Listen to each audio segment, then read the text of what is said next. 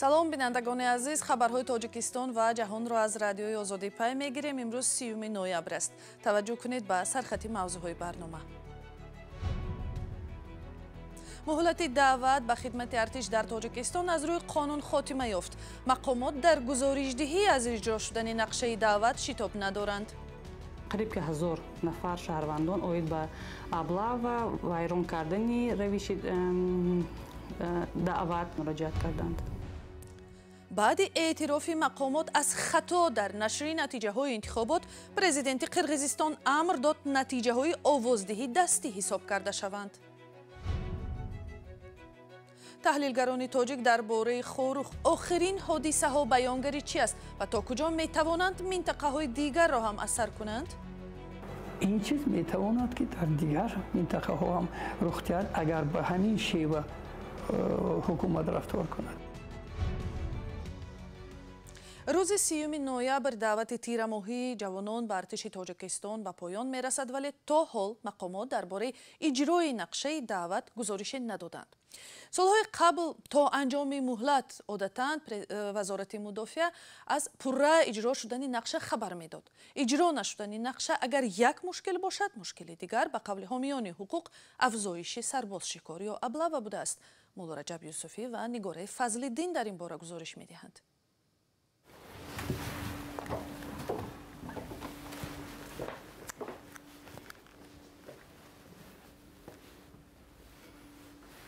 دلربا سمده و قریب 8 سال است که به حفظ حقوق سربازان و دعوت شدگان مشغول است. در تجربه او بار اول بود است که مقامات از اجرا شدن نقشه دعوت به ارتش خبر نمیدهند.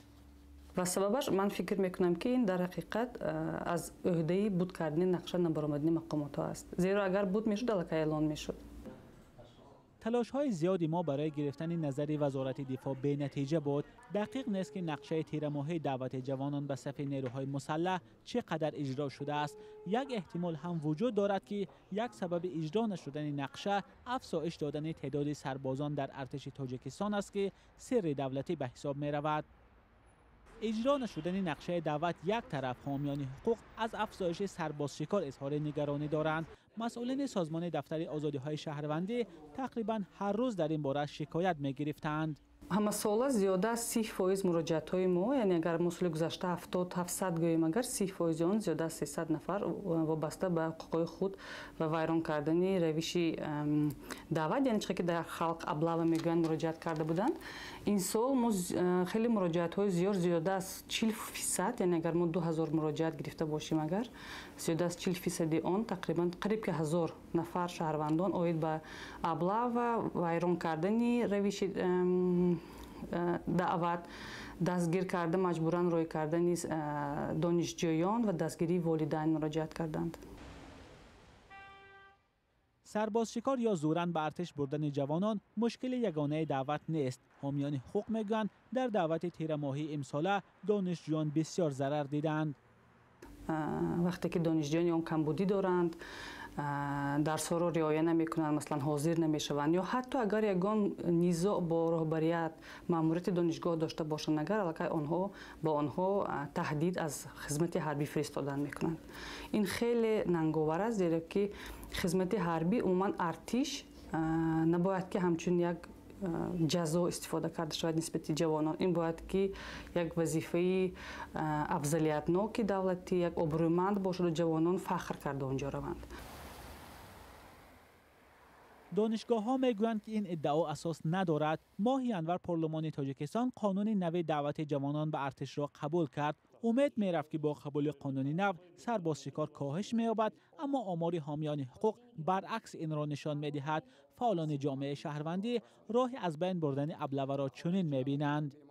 جوانان باید درک کنند که خدمت حربی برای چی لازم است. اینجا نقشی مکتب زیاد است، نقشی دانشگاه زیاد است، نقشی جامعه زیاد است. سالانه در تاجیکستان 2 مراتب بهار و تیر ماه معرکه جلب جوانان به ارتش صورت می‌گیرد. جلب مجبوری یکی از مشکلات است که هر سال تکرار می‌شود و سبب سرپیچی از خدمت را هم بدرفتاری در صف نیروهای مسلح تاجیکستان و کشتن و معیوب شدن تعدادی از نوعسکران می‌دانند. مولا رجب یوسفی، نگاره فضل‌الدین، آزادی، دوشنبه.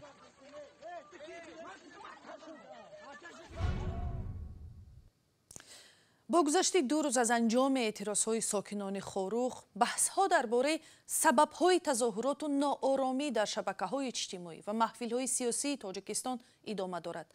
بحث سر آن است که چرا این ولایت که بیشتر از نصف قلمرو کشور را تشکیل می‌دهد، در هر چند سال یک بار ناآرام می شود و یا گروهی از مردم آن اعتراض می کنند. همکاران ما در دوشنبه نگاره فضل‌الدین و اسکندر فیروز در این باره با تحلیلگران صحبت داشتند و نخست سبب‌های تظاهرات را از نژادشناس پرویز مولاجانوف پرسیدند. با اعتقاد این نژادشناس تاجیک، ساکنان بدخشان مثل کلیه مردم تاجیکستان با برخی از پدیده‌های ناعدالتی روبرو هستند و خواستند در این مورد اعتراض کنند. شخصانی با مانند ابیرزاده این یک پدیده الوهیده نیست. در دیگر ولایت‌های ما آن را دیده می‌توانیم. اما عبدالملیک قادیروف تحلیلگر تاجیک وقوع حادثه اخیر در خاروغ را با اشتباه حکومت مرکزی و ادامه حوادث سال 2012 مربوط می‌داند. حکومت باید سیاست خودش نسبت مردم تغییر دهد. باید احترام به حقوق مردم را اعتراف کند و این احترام نسبت حقوق مردم را ارزگذاری کند و اون برای مردم مهیا سازد. بدخشان این یک نمونه آشکارای وضع امروزه در تمام تاجیکستان است. این چیز میتواند که در دیگر منطقه ها هم رخ دهد اگر به همین شیوه حکومت رفتار کند. حکومت باید که از این حادثه بدخشان برای خودش یک درسی خیلی مثبت گیرد. مراد محمدشاев خبرنگار تاجیک میگوید که در میان مقامات تاجیک نفرانی هستند که جانبدار تشنج وضع در کشور به ویژه بدخشان هستند و شاید هدفهای را دنبال میکنند. қабл аз ҳама бояд ҳамаи гунаҳгорон ҷазо дода шаванд, бахусус намояндагони додситонӣ ва милитсия ки дар марги ин одамон гунаҳгор буданд. дуввум, тамоми нерӯҳои изофӣ ки ба ҳудуди вилоят ворид карда шуданду ҳеҷ коре намекунанд, бояд аз қаламрави Бадахшон берун карда шаванд, зеро ҳузури онҳо заминаро барои дубора сар задани чунин тазоҳурот фароҳам мекунад.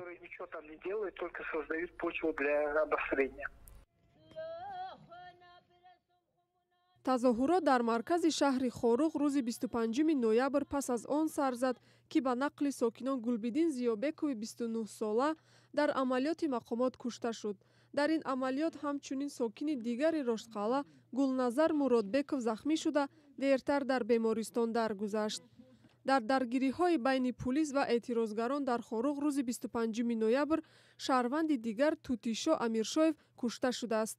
мақомот то ин дам захмӣ шудани 5 корманди ниҳодҳои қудратӣ ва як вакили парлумонро тасдиқ карда дар бораи кушташудаҳо чизе нагуфт.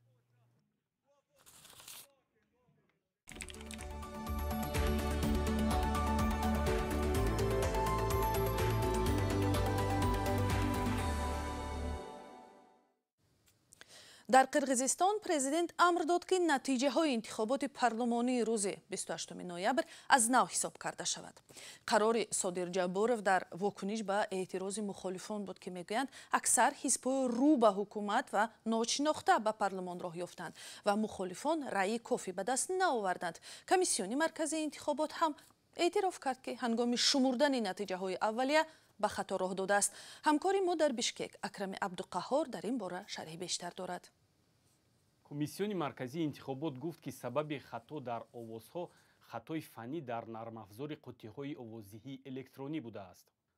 رئیس کمیسیون نورجان شایلدابекова روز 29 نوامبر برای این خطا از حزب‌های سیاسی و شهروندان عذر پرسید و گفت که در حوزه‌های انتخاباتی برای حساب دستی آرا شروع کردند. رئیس جمهور قرغیزستان نیز امروز ضمن واخوری با اعضای کمیسیون گفت که مشکلی تکنیکی با عیب کارمندان کمیسیا به عمل آمده است. صادر جبارов تاکید کرد که در انتخابات تقلب جای نداشت و از کمیسیای انتخاباتی تقاضا کرد که اجازه دهد حساب دستی بولتن‌ها را خواهشمندان نظارت کنند. در قرغیزستان 28 نوامبر انتخابات پارلمانی برگزار شد. حزب‌های مخالف نتیجه‌های پیشکی انتخابات را نپذیرفته و مقامات را به تقلبکاری متهم کردند. رهبران 4 حزب سیاسی атамикен, ҳизби озодӣ, социал-демократҳо ва ҳизби ваҳдати қавмҳо аз мақомот талаб карданд, ки натиҷаҳои интихоботро бекор ва интихоботи навро барпо кунанд. мухолифон комиссиони интихоботро ба он муттаҳам карданд, ки дар 40 дақиқае ки монитори ҳисобу китоби овозҳо аз кор монданд, овозҳо дуздидаву тақаллуб шуданд. ташаккур. ҳамкорам акрами абдуқаҳор аз шаҳри бишкек охирин қарорҳо дар робита бо интихоботи қирғизистонро шарҳ дод. аъзои ҷамоаи ҳазораҳои афғонистон ки аксаран пайрави мазҳаби шиа мебошанд, шикоят доранд, ки толибон онҳоро аз хонаҳояшон берун мекунанд. гурӯҳи оилаҳои ҳазора ки аз вилоятҳои дайкундӣ ва урузгон ба пойтахти афғонистон фирор кардаанд, мегӯянд толибон шабона ба хонаҳояшон омада онҳоро аз манзилашон меронанд, молу мулкашонро гирифта ба ҷонибдорони толибон медиҳанд. каюмарсиато гузориш медиҳад. ҳазораҳои афғонистон мегӯянд, ки толибон хонаҳояшон ро ишғол карданд ва онҳо маҷбур шуданд, ки аз макони доимии зисташон фирор кунанд. як гурӯҳи ҳазораҳои вилоятҳои дайкундӣ ва урузгон дар кобул паноҳгоҳ ёфтааст.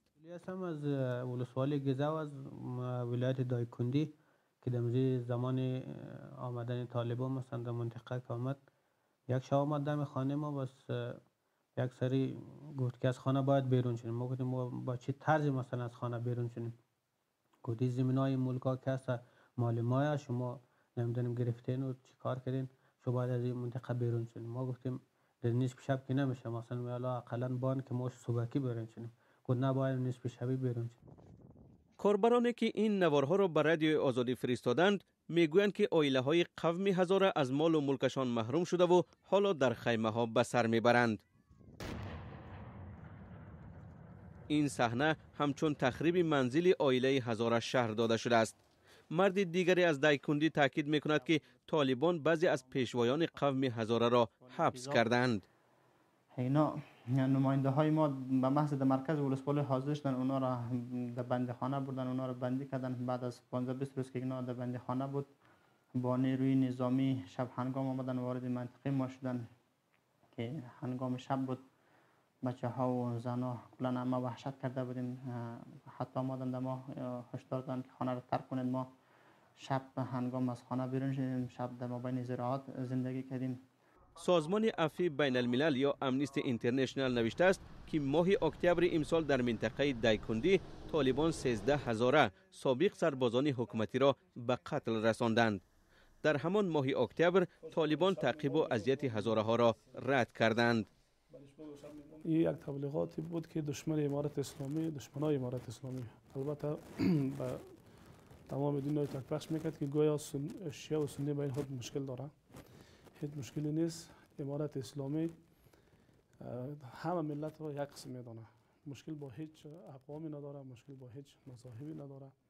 منبع‌های قابل اعتماد به رادیوی فردا بخش فارسی رادیوی آزادی خبر دادند که طالبان در میان بحث صاحب ملکی این منزل‌ها هزاره‌ها را از خانه‌هایشان بیرون کردند. آنها می‌افزایند که خانه‌های غصب شده هزاره‌ها به گروه‌های محلی نزدیک به طالبان تقدیم شدند. یک ساکن این محل غصب خانه‌ها را عملی غیر قانونی شمرد. در خود محکمه دایکوندی، محکمه مرافعه ما قاضی نداشتیم. در خانواده اینا شاید 780 خانواده بیشتر میشه. خب اینا را چطور میتونه یک دفعه در مدت 10 روز 15 روز اینا را آدم کوچ بده مگه حکم محکمه از خلاص شد؟ آیا این در هیچ قانون در هیچ سر دنیا شبیه همه شما دیده اید؟ عائله‌هایی که در خیمه‌های کابل پناهگاه یافتند با زمستان سرد روبرو بوده زیاد امید ندارند که میتوانند به خانه‌هایشان برگردند. و این اخبار آزادی بود و من خیرامان بقازاده. خداحافظ.